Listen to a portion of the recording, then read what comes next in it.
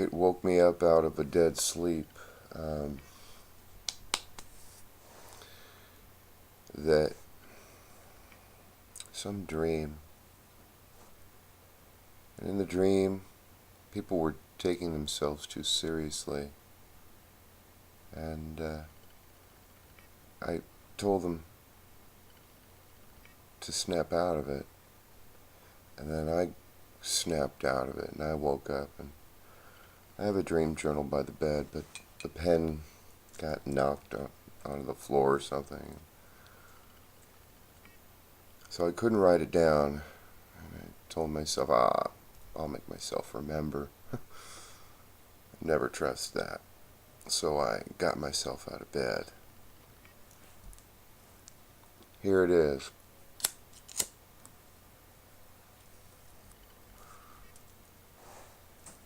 The dream contents got me thinking while I was laying there. As I awoke, I said, that's the thing. I've never taken myself so seriously that the role or mask I play in life, I hold so dear that I become possessed by it, that the importance of it possesses me. And this is a very delicate process because, there are times when I was told that I really need to believe in something. And that if I didn't believe in it, someone was going to give me something to believe. And they used terrible violence. And I began questioning myself. Why is it so important that I have to believe these things? And I realized they just want to feel comfortable. I make them feel self-conscious, which is the whole point. Become aware of what is possessing you, people. Don't take what you're possessed by so darn seriously that you can do anything that you don't even know that you're doing. See,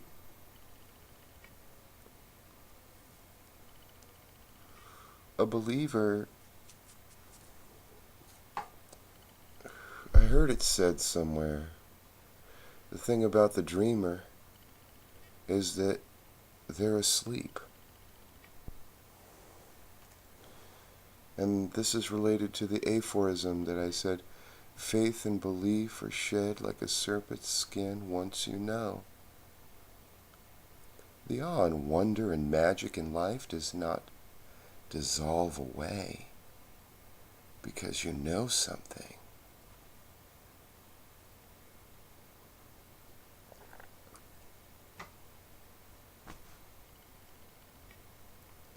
It's not that believing is the only way to have awe and wonder.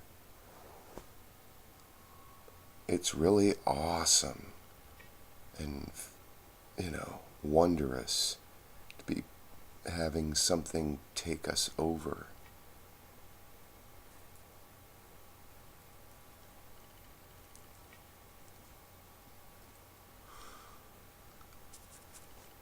But then my mind went right to talking to my family.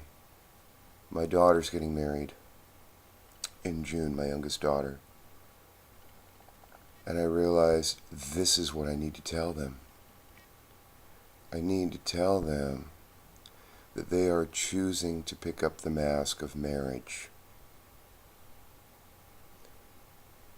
And it is important to be self-conscious of this choice. Self-aware that the mask you're choosing to wear is the one of marriage.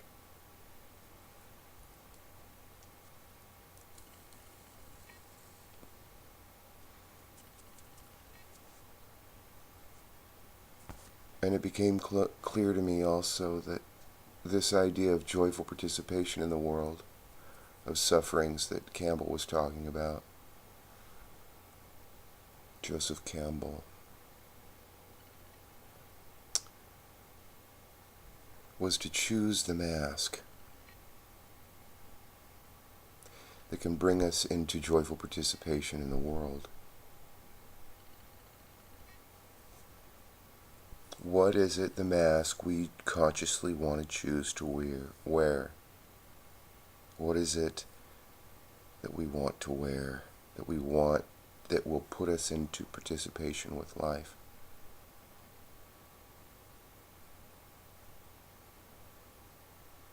And for me, it's just about being self-aware. The masks, the personas, the roles we play,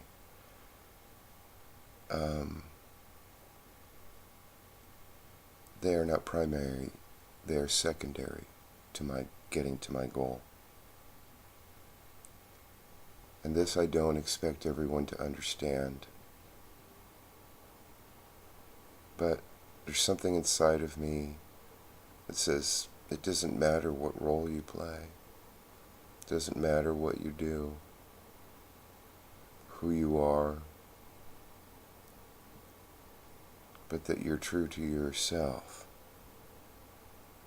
That everything that the mask personifies is true to you. And I realize that I go out into the world and I start living the mask, the role. You know, in my youth, I have to tell you, I was slammed around so hard by people who were made self-conscious in my presence. I remember from a very young age I got in tremendous trouble by authority figures, and I realize now I can look back and they were made self-conscious of the role they were playing, and I gave them an ultimatum. If you're going to take your role so darn seriously, then kill me. If it's that important to you, it's that necessary, then do it. And I realize now, looking back, they weren't self-aware. Or they would have gone, oh, I see where you're coming from. I get it. But at the same point, as a young person, I was trying to become self-aware and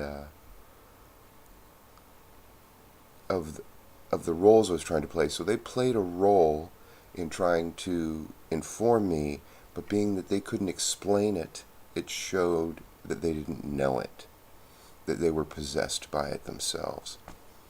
And, you know, becoming self-aware means that you're no longer blindly faithfully believing blindly.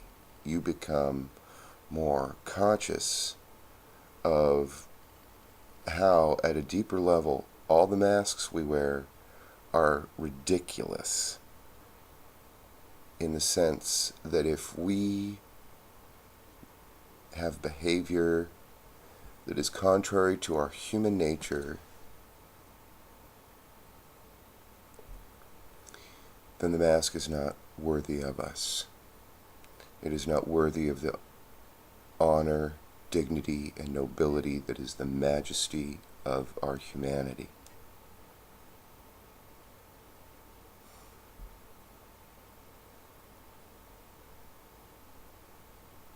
And it's stories like, you know, it's Easter, it's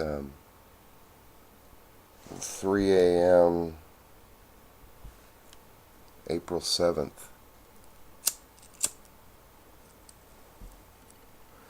You know, stories like this really bring to the forefront that the roles we play are only secondary. They're not primary.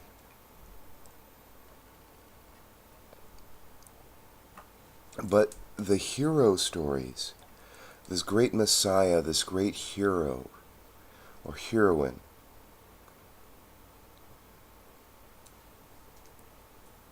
it's as if the role to be played has possessed us to the point of which we are no longer human, we become these caricatures, these bigger-than-life individuals who have become possessed, controlled, and manipulated by something that through the process of being it, we become aware that, oh, that's what I was doing, kind of thing.